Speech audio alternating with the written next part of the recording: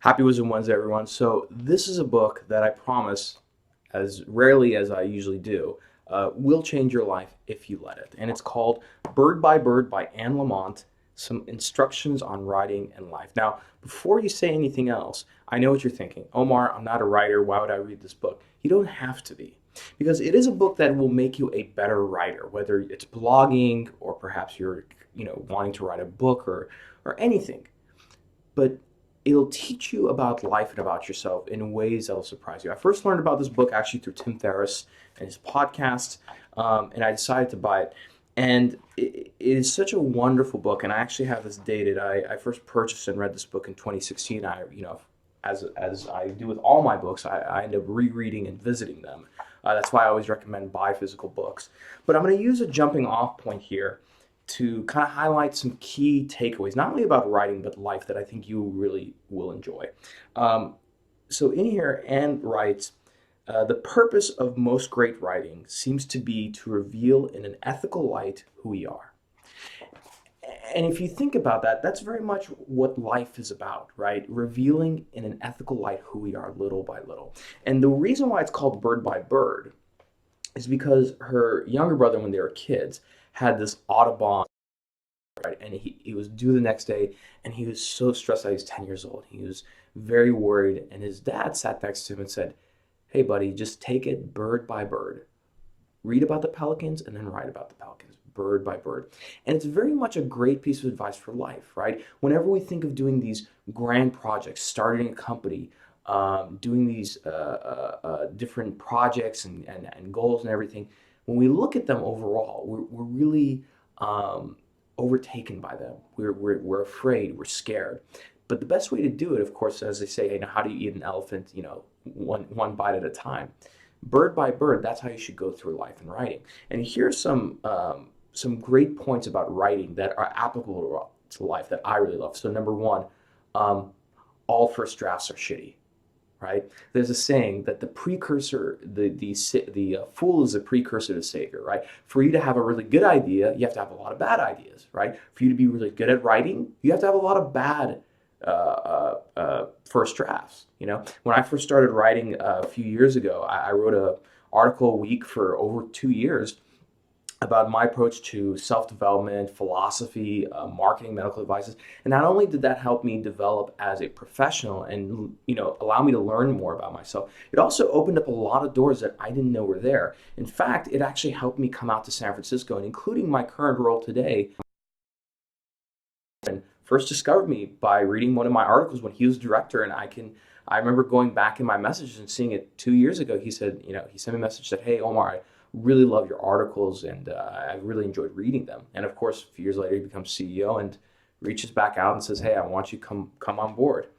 So that's the first one. The second one, and this is kind of a heavy one, is that we're all going to die, every single one of us. But what's more important is decide to be when we're living our life, right? Are we going to do things that are brave? Are we going to act out the truth? Are we going to stand up for what's right? And sometimes it's not some, big movement, but something as little as saying, "Hey, I'm going to go to this job interview, and I do want this job, but I'm going to make sure that I'm more true to myself and honest about who I am and what my goals are." Right? I think many times we do try our best to mold ourselves to the expectations of other people, which is fine, right? We do that as part of society. You have to do that. Sometimes, on the other side of it, the worst piece of advice, you might get is to say, just be yourself. You don't want to be yourself completely, right? There are rules and expectations to society, to the workplace, and whether you want to progress or not, that's going to be, something that you have to decide. But it boils down to who you get to be and who you act out in life and to yourself. And the last one is that writing itself, right, reveals itself to you little by little. And what that means is that great writers, they all have this one common talent. And trust me, I've read a lot of books from many great writers, and here's what I've realized. They're all really good at sitting down on their butt and writing, which means that as you go about in writing, as you stumble through it, little by little, it reveals itself. It improves upon itself. Just like in life, when we all were born and we started to walk, we would fall down, and we pick ourselves back up and we learn something. Walking revealed itself to us. It's the same thing with writing.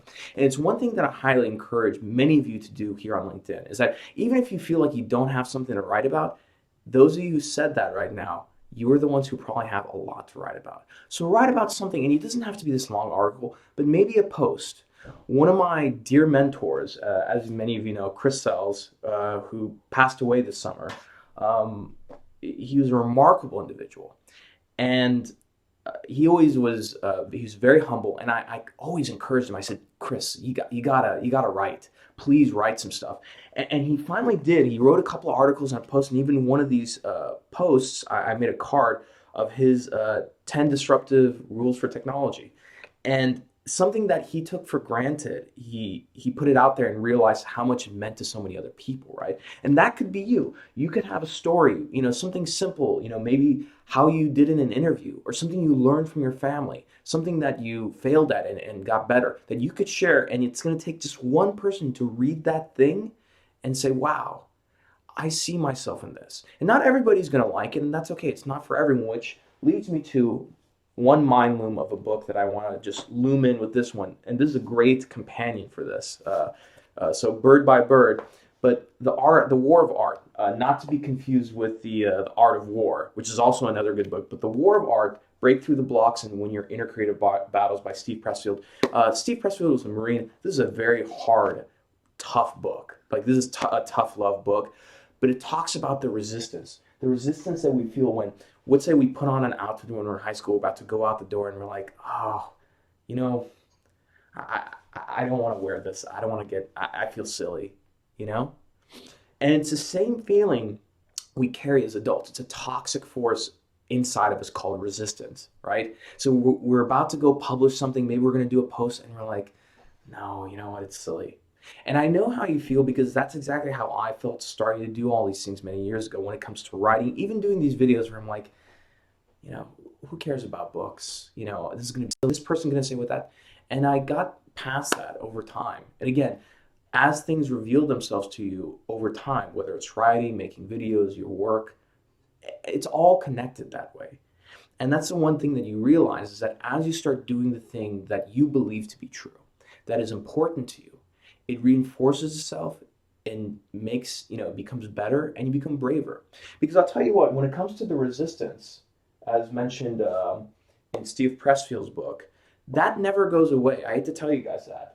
And in psychology, and this is like clinical psychology, when people have a fear, the best treatment for that is actually not to get them to become fearless. Fear will never go away.